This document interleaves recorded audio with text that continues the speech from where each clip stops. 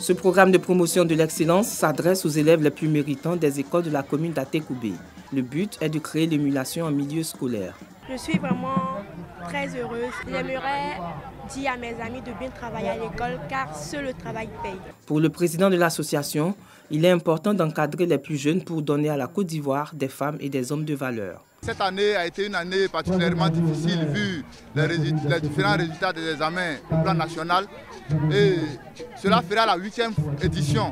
Chaque année que nous primons les meilleurs élèves de la commune d'Atekoubé. Environ 8600 kits scolaires ont été distribués aux plus méritants par le parrain de la cérémonie. Il a félicité les parents d'élèves et les encadreurs pédagogiques pour le travail abattu avant d'inviter les lauréats à la persévérance. Cette année encore, nous comptons sur eux pour qu'ils fassent des performances à l'école, qu'ils soient toujours au-dessus de la moyenne nationale. Et c'est pourquoi, dans le cadre de la lutte contre l'échec scolaire, le conseil municipal et la municipalité, dès la semaine prochaine, a décidé d'inaugurer un nouvel établissement d'enseignement secondaire, un nouveau collège ici à Atekoubé pour renforcer l'accessibilité aux formations scolaires et surtout pour encourager les jeunes.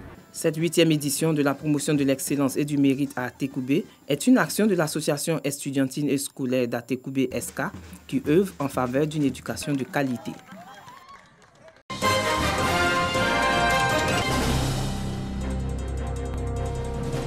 Le volume des échanges entre la Chine et la Côte d'Ivoire est estimé à un peu plus de 1100 milliards de francs CFA.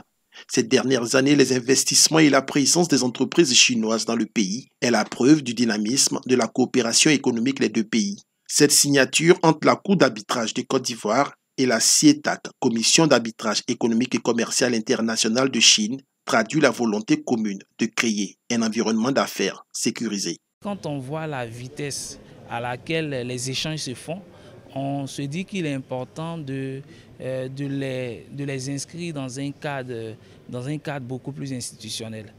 D'où la signature entre la CACI et la CIETAC, qui sont deux arbitres qui vont dorénavant accompagner tous les commerçants et opérateurs économiques qui officient dans l'aspect des relations économiques et commerciales Chine-Côte d'Ivoire. Au centre de cette session inaugurale des journées sino-ivoiriennes, dont le thème est évocateur, coopération et développement du mode de règlement des litiges économiques et commerciaux entre la Chine et l'Afrique, des panels par visioconférence et en présentiel, objectif décliner le contenu de cet accord. En matière d'arbitrage, les parties sont libres de décider de faire l'arbitrage ici en Côte d'Ivoire ou de faire l'arbitrage au plan international. Avec la signature de cette convention, nous allons proposer aux sociétés chinoises de régler leurs éventuels litiges ici en Côte d'Ivoire. Lorsqu'il y a des affaires, il peut y avoir des litiges. Et ces litiges, on n'a pas besoin de passer devant les tribunaux. On se met autour d'une table et on essaye de régler ces différents. L'Afrique représente le deuxième marché de la Chine. Ce partenariat renforce la politique de l'éco-diplomatie engagée par le chef de l'État. Il offre également un cadre légal d'investissement aux opérateurs économiques des deux parties signataires.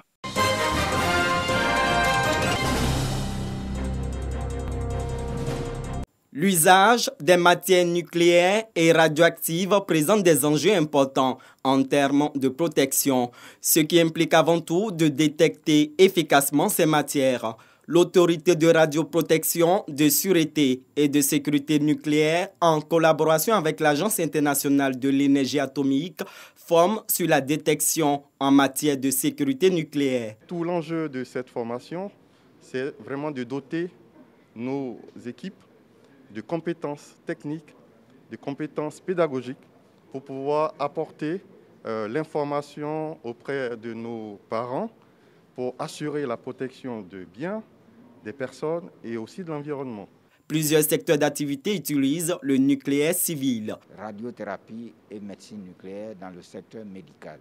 Dans le secteur minier, extraction de l'or par exemple, on utilise les sources radioactives. Dans le secteur pétrolier, pour l'exploration ou l'extraction ou le niveau du pétrole dans les cuves, on utilise les sources radioactives. Le ministère de la Santé veille à la conformité des protocoles en matière nucléaire avec la pratique sur le terrain.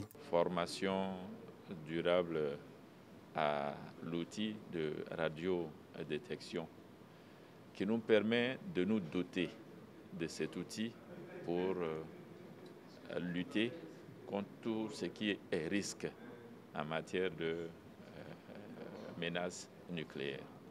Maxandre Poron, expert de l'Agence internationale de l'énergie atomique, est le principal formateur.